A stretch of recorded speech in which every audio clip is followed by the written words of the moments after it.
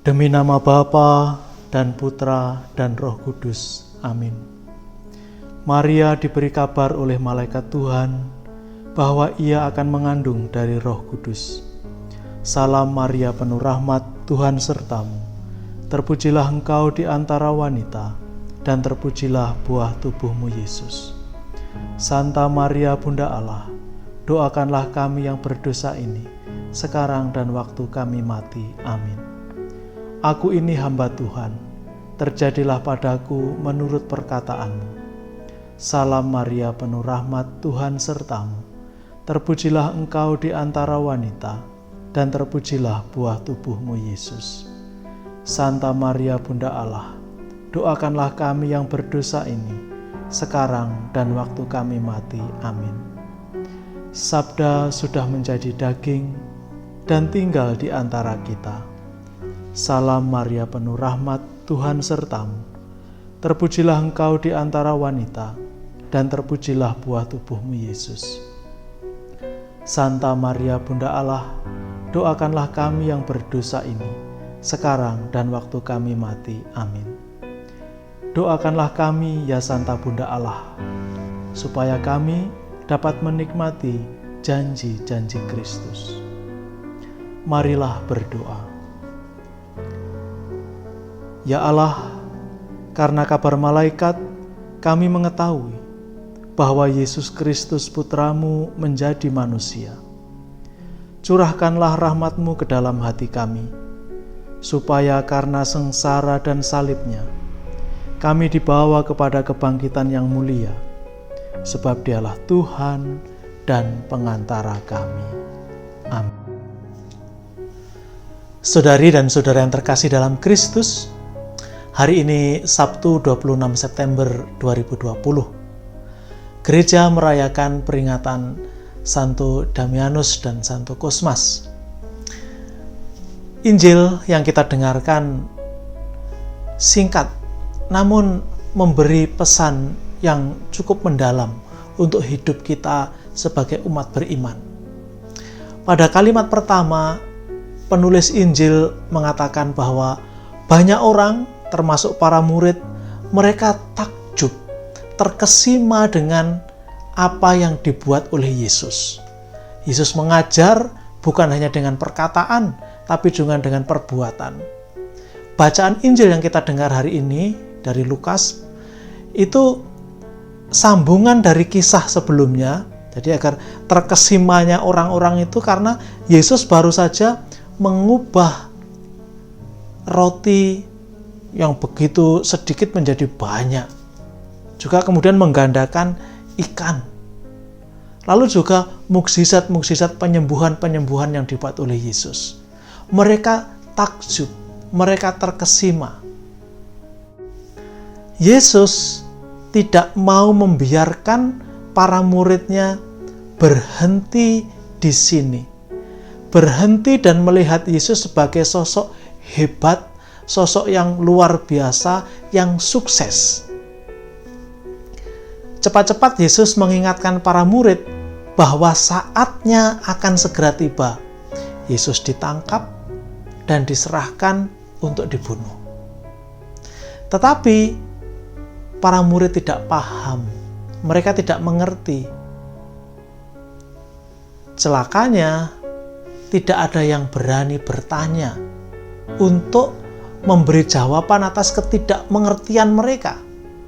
Saudari dan saudara yang terkasih dalam Kristus, setidaknya kita bisa belajar beberapa hal. Yang pertama, mengapa Yesus buru-buru menambahkan, mengingatkan para murid bahwa anak manusia, ya dirinya sendiri, akan segera ditangkap dan diserahkan kepada orang-orang untuk dibunuh.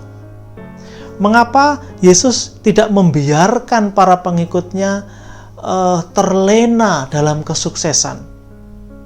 Karena akan lebih mudah mengarahkan orang-orang yang sedang terlena dalam dalam kesuksesan daripada untuk mengingatkan orang-orang yang sedang berada dalam kesusahan. Peringatan Yesus hari ini adalah yang kedua dalam seminggu ini. Kita mendengar bahwa anak manusia itu akan menderita sengsara. Ini sudah kedua kalinya. Artinya, Yesus ingin menegaskan bahwa penderitaan itu juga bagian dari kehendak Allah, rencana Allah. Kita tidak boleh berkata bahwa rencana Allah itu hanya sukses, rencana Allah itu hanya keberhasilan, rencana Allah itu hanya sesuatu yang menggembirakan. Tidak. Hal sakit, kegagalan, itu juga bisa menjadi bagian dari rencana Allah. Bagian. Karena rencana Allah kemudian yang sempurna adalah keselamatan.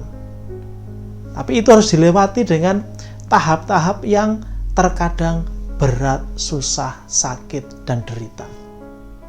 Yesus sendiri dalam perjalanan menebus kita dari segala dosa-dosanya, dia menderita dan mati. Maka Yesus mengingatkan kita hari ini bahwa kerap kali penderitaan itu juga bagian dari kehendak Allah. Memang ada penderitaan yang disebabkan oleh kesalahan kita sendiri.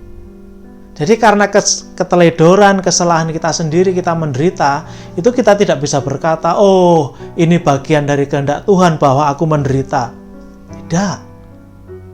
Ada penderitaan yang disebabkan oleh karena tanda kutip, maaf ya, kebodohan kita sendiri, kecerobohan kita sendiri, kesalahan kita sendiri. Di situ kita tidak bisa ngeklaim ini adalah penderitaan dari Allah, bagian dari Allah. Ada penderitaan disebabkan oleh orang lain. Tapi yang dari Allah, kita tidak bisa menjelaskan. Tapi satu hal, itu harus dihadapi sebagai bagian dari rencana Allah. Nah, yang kedua, yang mungkin bisa menjadi inspirasi kita hari ini adalah, beranikah kita bertanya kepada Tuhan, mencari kejelasan, mohon petunjuk? Injil hari ini menjelaskan, para murid tidak berani bertanya. Mereka tidak paham, tapi mereka tidak berani bertanya. Padahal Tuhan terbuka untuk pertanyaan-pertanyaan kita. Dan Tuhan akan memberi jawab atas setiap pertanyaan yang kita ajukan. Persoalan yang kerap kali muncul adalah kita bertanya, tetapi sebenarnya kita sudah mengharapkan jawaban. Jadi kita itu hanya membutuhkan peneguhan. Saya bertanya, mengajukan persoalan ini, meminta kejelasan, tapi sebenarnya saya sudah punya, di balik kepala saya ini sudah ada, oh harusnya jawabannya begini, begini, begini. Lalu saya merasa senang. Jadi kita bertanya bukan dari ketulusan hati untuk bertanya, untuk meminta keterangan, penjelasan. Maka, kalau toh Tuhan memberi jawab, memberi penjelasan, kerap kali kita menolak. Atau kita merasa Tuhan tidak menjawab pertanyaan kita. Karena sebenarnya kita mengharapkan sesuai yang kita pikirkan. Kita tidak siap membuka hati untuk mendengar setiap penjelasan dari Tuhan. Saudari dan saudara terkasih, situasi ini memang tidak gampang. Karena kerap kali penjelasan dan jawaban Tuhan bisa bertolak belakang dengan apa yang kita inginkan, apa yang kita harapkan, apa yang kita bayangkan. Maka hari ini kita diajak untuk lebih berani membuka hati untuk setiap hal yang Tuhan beri. Bukan hanya seperti yang kita inginkan dan harapkan, tetapi sungguh-sungguh seperti yang Tuhan rencanakan. Semoga kita selalu diberkati oleh kasih karunia-Nya. Amin. Demi nama Bapa dan Putra dan Roh Kudus. Amin.